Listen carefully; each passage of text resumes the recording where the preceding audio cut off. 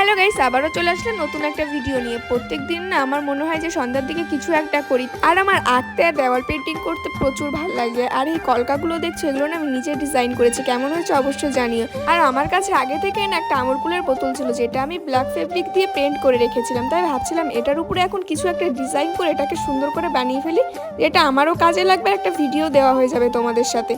টুকিটাকি জিনিস করতে আমার কিন্তু ভালোই লাগে। আর তোমরা কারা কারা বাড়িতে বসে এরকম পেন্টিং করো বা কিছুতে ড্রয়িং করো, আমাকে কিন্তু কমেন্টে অবশ্যই জানিও। ছোট থেকে ড্রয়িং করা, মেহেন্দি পড়ানো এসব একটু আমি ভালোই পারি। আর কিছু পারি আর না পারি, এসবের দিকে ঠিকই আছি আমি। তারপরে তো দেখো গাইস, আমি ভাবতে ভাবতে কিছু তো একটা বানিয়ে ফেললাম। এখন ভাবছি যে আর কি করা যায়।